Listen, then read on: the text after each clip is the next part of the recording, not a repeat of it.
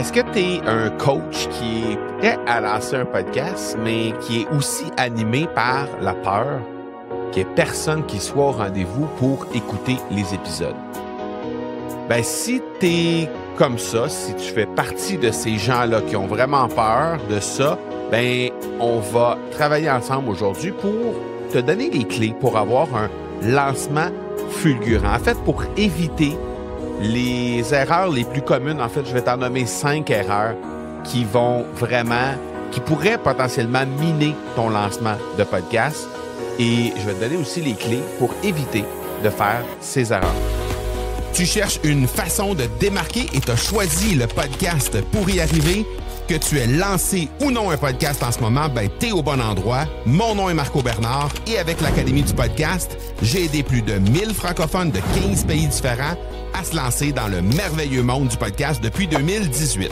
Je t'aide à maximiser l'impact positif que tu veux avoir auprès de ceux que tu souhaites attirer comme clients et ainsi cesser d'être le secret le mieux gardé de ton domaine en utilisant le podcast. Lancer un podcast, ben, ça peut te propulser dès le départ. Ça peut aussi plomber littéralement tes efforts et tout le temps que tu vas mettre à créer du contenu semaine après semaine après semaine. Si tu veux avoir un bon départ avec ton podcast, ben, il y a certaines erreurs que tu dois absolument éviter. Puis aujourd'hui, ben, c'est exactement de ça dont on va parler dans l'épisode d'aujourd'hui. C'est simple. Il y a plusieurs erreurs que les gens font malheureusement et qui les mènent directement dans le mur. Et il y a plusieurs créateurs de contenu, plusieurs personnes qui arrivent dans notre écosystème de l'Académie du podcast et qui soit ont déjà lancé leur podcast et ont fait ces erreurs-là, ou soit s'apprêtent à lancer leur podcast, veulent lancer leur podcast et lorsqu'on les questionne un peu, ben spontanément, il y a des erreurs qui sont là et que ces gens-là s'apprêtent à faire, n'eût été de l'accompagnement qu'on leur offre. Donc, je comprends exactement comment tu te sens si tu es là présentement, si tu te dis exactement la même chose, c'est-à-dire que si présentement tu es animé par une certaine peur qu'il n'y ait pas personne qui soit au rendez-vous une fois que ton podcast va être lancé, ben je te rassure tout de suite, tu n'es pas seul au monde. Il y a plusieurs personnes, voire des dizaines de personnes, des centaines de personnes qui sont passées au sein de l'Académie du podcast et qui étaient animées par exactement la même peur que toi. Et si tu veux pas que ton lancement passe inaperçu, ben les 5 erreurs que je vais te donner aujourd'hui, tu as juste à les éviter et tu vas mettre vraiment les chances de ton côté pour que autant le temps que l'énergie que tu vas mettre à créer du contenu, hein, tu vas y mettre tout ton cœur. On s'entend vraiment au moment où on se parle, si tu es en train de préparer le contenu pour un lancement de podcast, c'est que probablement tu te dis que tu as un message à passer, tu es convaincu que ce message-là peut aider les gens, peut les aider à se transformer positivement et qu'il y a cette peur-là qui peut-être te paralyse et t'empêche de lancer ton podcast et probablement tout gâcher le projet que tu as en place. Donc, déjà, d'abord, je veux dire, si tu te lances sans planification, sans planifier ton contenu, sans avoir une certaine stratégie autour de ton lancement de podcast, ben, ton podcast risque de faire un peu comme plusieurs ont fait dans le passé, c'est-à-dire disparaître rapidement dans la masse, ne pas attirer l'attention qu'il mérite dès le départ, et clairement, ben, te diriger vers les bas-fonds des algorithmes de podcast. Un lancement réussi, c'est pas seulement un bon contenu, mais c'est surtout une bonne planification de ton lancement de podcast. Et il y a beaucoup de gens qui ignorent ça, mais d'abord, bâtir une équipe de promotion pour réussir son lancement, c'est absolument essentiel. Il y a beaucoup de gens qui ignorent l'importance de ça. Il y a des gens qui ne passent pas par cette étape-là, ne vont pas faire l'équipe promo, ne vont pas mobiliser une équipe promo, puis ces gens-là, ben, ils vont s'épuiser à faire tout le travail seul et ça va faire que le lancement ne va pas avoir l'impact que cette personne-là espère. Donc, on va regarder ensemble la possibilité de pouvoir éliminer les erreurs déjà qui sont faites quand même assez régulièrement et faire en sorte de organiser ton podcast. Organiser ton podcast, organiser ton lancement de podcast, c'est un peu comme si tu organisais une fête incroyable. Si tu veux organiser la fête de ton enfant ou tu veux organiser la fête de ton conjoint ou de ta conjointe, si tu oublies d'envoyer les invitations, il n'y aura pas grand monde à la fête. On est d'accord? Mais c'est un peu la même chose avec le lancement de ton podcast. Tu as beau avoir le plus beau gâteau, tu as beau avoir le plus bel endroit, tu as beau avoir acheté les plus beaux cadeaux, puis t'habiller de la plus belle façon, s'il n'y a personne à la fête, ça va être un peu raté. Hein? Bon, mais donc c'est exactement ça que tu dois arriver à faire. La première erreur que je vois le plus souvent, c'est lancer le podcast sans équipe promo solide. Donc ça, définitivement, c'est une des erreurs les plus communes. Et là, tu vas me dire, oui, mais Marco, je ne veux pas déranger les gens avec ça. Une équipe promo, c'est bâti non pas de dizaines ou de centaines de personnes, c'est bâti d'une poignée de personnes. Quelques personnes, 5 personnes, 8 personnes, 12 personnes maximum. C'est juste une petite équipe. Mais ce sont des gens qui ont à cœur ton succès. Donc souvent, ça va comporter des gens qui te connaissent très bien. Ça va comporter des amis. Ça va comporter des gens qui partagent les mêmes passions, les mêmes idéologies que toi. Et c'est pour ça que un des endroits les plus faciles pour recruter une équipe promo, mais c'est dans une communauté de podcasteurs. Une communauté de podcasteurs, ça réunit souvent des gens qui sont animés par les mêmes passions. C'est-à-dire que ces gens-là ont à cœur que leur sujet soit connu par le plus grand nombre de personnes possible. Et ils savent très bien dans quelle galère tu t'es embarqué lorsque tu décides de lancer ton podcast. Donc, ces gens-là, ils ont tout à gagner à appuyer ton effort à mettre ton podcast de l'avant, à mettre ton message de l'avant. Peut-être un jour, ces gens-là auront-ils besoin de toi. Et je suis bien certain que s'il y a quelqu'un dans cette communauté-là qui a levé la main et qui a dit « Moi, je veux faire partie de ton équipe promo, je vais t'aider à faire de ton lancement de podcast un succès », je suis certain que tu vas faire exactement la même chose lorsque ce sera cette personne-là qui va lever la main et qui va avoir besoin d'aide. Donc, c'est ça une communauté. C'est à ça que ça aide. Et c'est au-delà de « je connais la personne, je l'aime, j'ai envie que cette personne-là ait du succès », c'est au-delà de ça. Non seulement la personne a envie que tu aies du succès parce que toi, en tant que podcasteur, si tu as du succès, c'est le monde en général du podcast qui s'élève. Plus il y a de podcasteurs qui ont du succès, plus il y a de gens qui écoutent des podcasts, plus il y a de gens qui écoutent des podcasts, plus il risque d'y avoir des auditeurs potentiels sur l'ensemble des podcasts. Donc, de faire en sorte que les podcasteurs réussissent, c'est d'élever le monde du podcast en général. Et ça, les podcasteurs, ils sont bien au fait de ça. Hein? Les communautés de podcasteurs, ce sont souvent des gens qui se réunissent et qui sont d'une générosité absolument incroyable, sont vraiment animés par le fait que les gens aient du succès avec leur podcast, ça les anime. Et donc, l'endroit idéal pour toi pour trouver le monde pour faire partie de ton équipe promotionnelle, outre évidemment tes amis, les gens proches de toi, ta famille, c'est définitivement des gens qui pourraient potentiellement, peut-être même, avoir des communautés qui sont complémentaires à la tienne. Donc, si quelqu'un dans la communauté de podcast anime un podcast sur une thématique, sur un sujet qui est similaire au tien ou qui est complémentaire au tien, il y a de fortes chances que cette personne-là ait tout avantage à promouvoir ton podcast pour apporter davantage de valeur à son audience et que éventuellement, tu puisses être capable de rendre l'appareil à cette personne-là, soit en l'accueillant comme invité sur ton podcast, soit en faisant la promotion de son podcast à ton tour dans ta communauté ou sur ton podcast. Bref, tous ces avantages-là, toute cette complémentarité-là, elle existe dans une communauté telle qu'une communauté de podcasteurs. Donc ça, c'est la première erreur. Lancer sans équipe promo. Parce que définitivement, c'est quelque chose qui va t'aider au maximum à faire en sorte d'avoir un lancement qui va cartonner. Deuxième erreur que je vois souvent, c'est de ne pas préparer assez d'épisodes d'avance. Nous, on conseille de lancer avec un minimum de 3 épisodes de podcast lorsque tu lances ton podcast. Ça, c'est le conseil qu'on donne à l'ensemble des académiciens et académiciennes qui arrivent dans notre écosystème. Bon, maintenant, tu bâtis ton épisode 0, il y a toute une structure derrière ça, tu prépares les épisodes 1 et 2, tu lances tout ça la même journée. Épisode 0, 1 et 2, la même journée. Parfait. Il y a beaucoup de podcasteurs qui ne préparent pas les épisodes 4, 5 et 6, 7 et 8 et 9. Donc, les épisodes subséquents, consécutifs à ton lancement. Et là, ce qui arrive, c'est qu'ils sont à fond dans leur lancement.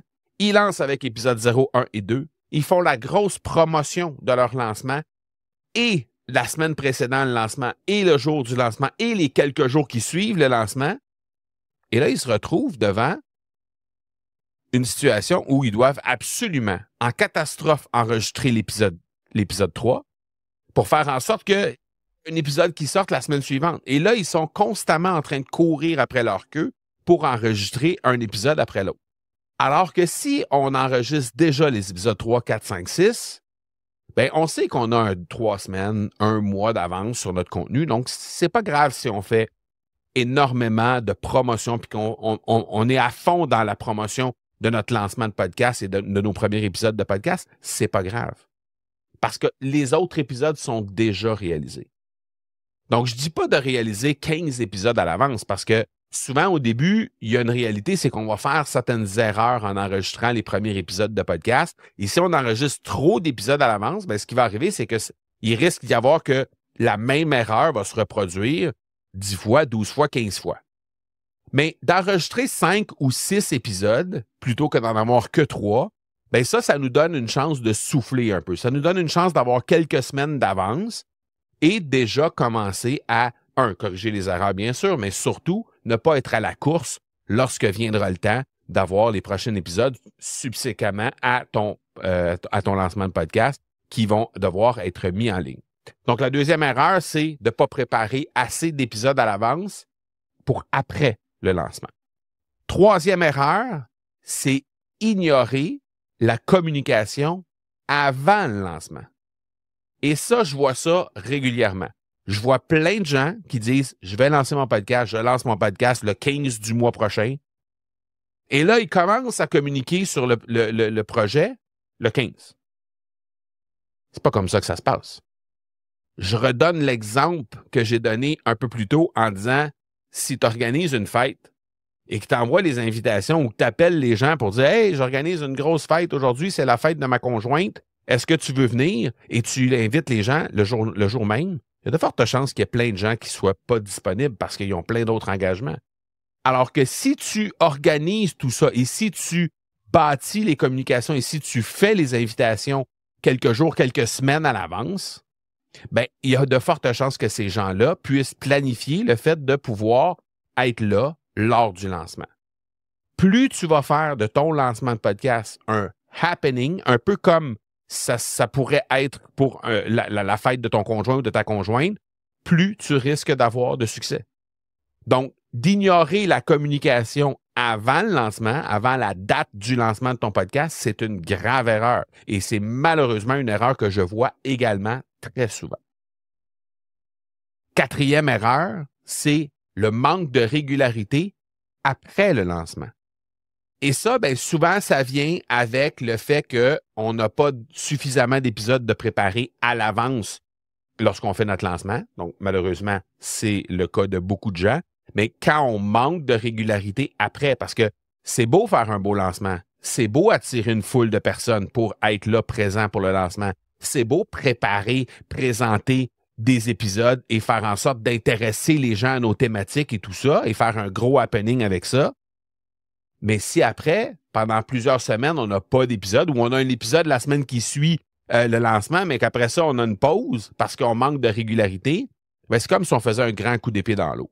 Il y a beaucoup de gens qui vont lancer ou qui vont animer plutôt leur podcast en saison. Hein? Ils vont faire des saisons de 10 épisodes, 12 épisodes, 15 épisodes, et après ça, ils vont prendre des pauses.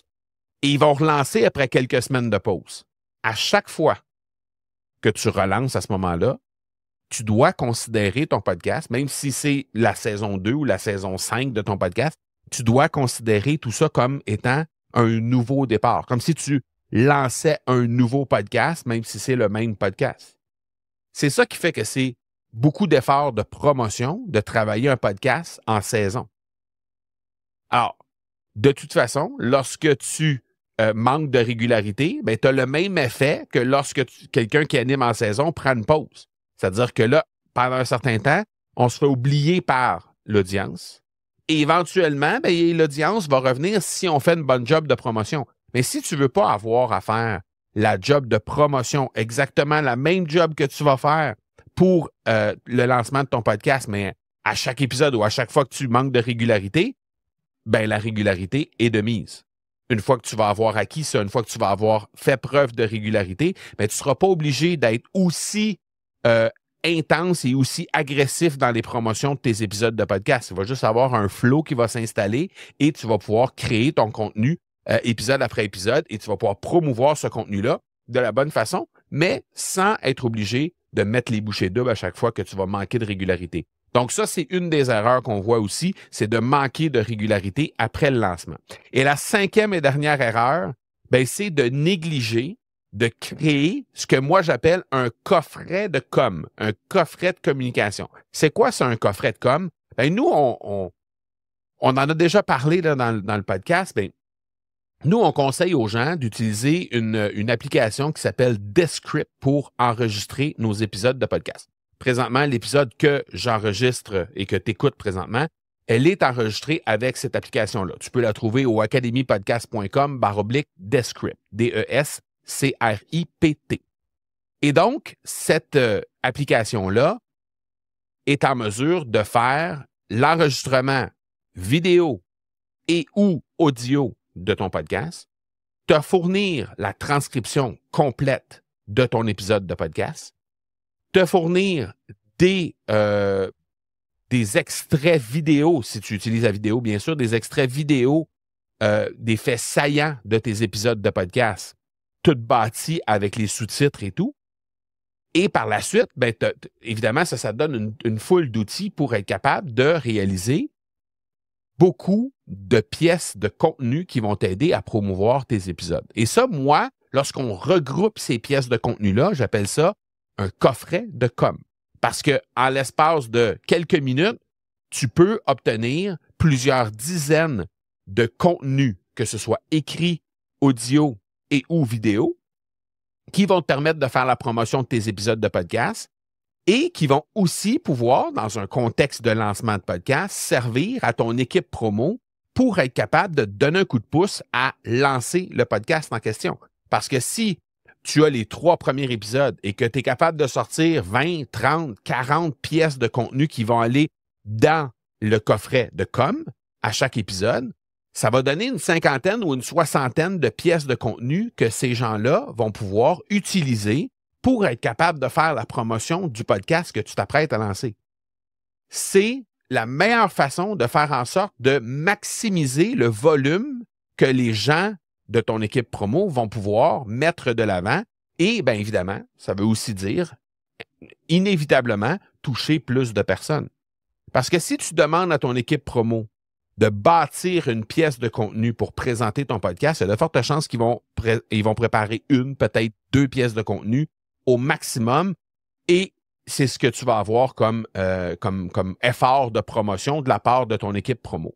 Alors que si tu leur fournis 30, 40, 50, 60 pièces de contenu déjà tout fabriquées et que la seule chose qu'ils ont à faire, c'est de récupérer ces pièces de contenu et de les mettre sur leur réseau ou de faire du contenu, mais à partir de quelque chose qui est déjà existant, il y a de fortes chances que ce soit 2, 6, 8, 12 pièces de contenu qu'ils vont mettre de l'avant sur leur réseau, simplement parce que, 1, ça leur donne également quelque chose à publier sur leur réseau sans mettre d'effort. 2, ça fait en sorte que c'est beaucoup mieux bâti, beaucoup mieux, la communication est beaucoup mieux ficelée lorsque tu fais ça de cette façon-là pour présenter ton podcast. Il n'y a rien de mieux que toi qui anime ton podcast pour présenter ton podcast. Donc, c'est beaucoup plus facile pour eux. Tu leur mets ça tout cuit dans le bec, tout simplement. Et c'est beaucoup plus facile pour eux, par la suite, de faire de faire tout ça et de mettre ça de l'avant. OK, donc, ces 5 erreurs-là, ce sont les erreurs qui sont le plus souvent observées dans l'Académie du podcast par les gens qui soit arrivent ou soit sont déjà passés par l'Académie du podcast, mais qui n'ont pas nécessairement fait tout ce qu'on leur a proposé à la lettre. OK? Si tu veux avoir accès à plus que ça, si tu veux avoir accès à tous les conseils en lien avec le lancement de ton podcast, là, aujourd'hui, je t'ai présenté les 5 erreurs. Dans le campus de l'Académie du podcast, qui est une communauté, hein, tu as entendu un peu plus tôt, je t'ai dit, la grande force, là où tu vas pouvoir bâtir vraiment une équipe promotionnelle qui va cartonner, qui va vraiment pouvoir t'aider à propulser ton podcast dès le début, c'est dans une communauté de podcasteurs. Bien, on a ça au sein de l'Académie du podcast, ça s'appelle le campus. C'est une toute nouvelle communauté, c'est accessible encore aujourd'hui, au moment d'enregistrer cet épisode-ci, c'est accessible encore pour au tarif du lancement de 7 $. Okay? Donc, pour 7 $, tu entres dans cette communauté-là et tu vas avoir la possibilité de mettre la main justement sur, entre autres, une masterclass qui va te donner les 7 étapes clés pour être capable de réaliser un lancement fulgurant de ton podcast. OK? Donc, là, aujourd'hui, je t'ai parlé des erreurs qu'on ne doit pas faire. Évidemment, tu vas te douter qu'il y a certaines de ces erreurs-là qui vont se transformer en conseils et qu'on va te dire un peu comment faire pour être capable d'éviter de faire cette erreur-là. Bon, cette masterclass-là, elle est incluse dans le membership du campus de l'Académie du podcast. Donc, lorsque tu joins le campus, non seulement tu as accès à une formation qui te permet d'avoir toutes les informations et les ressources pour être capable d'avoir une belle structure pour ton podcast, mais en plus de ça, tu as aussi des masterclass à chaque mois, comme la masterclass qui s'appelle l'autopsie d'un lancement fulgurant, qui va te donner les 7 étapes pour être capable de réaliser ton lancement de la bonne façon. Alors ça, en plus du fait de pouvoir compter sur plusieurs centaines de personnes qui sont là au sein de ce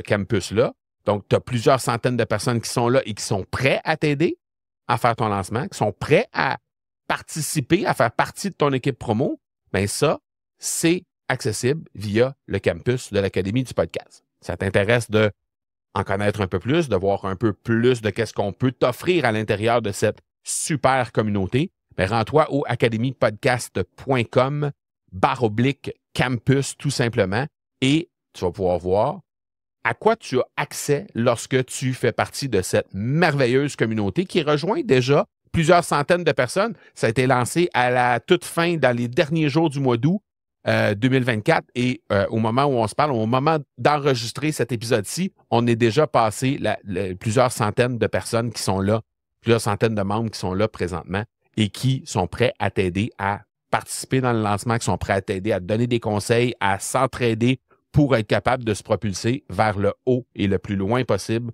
grâce au podcast. Donc, academypodcast.com/campus pour aller jeter un petit coup d'œil là-dessus. Voilà pour cette semaine. On se parle la semaine prochaine. Ciao, ciao.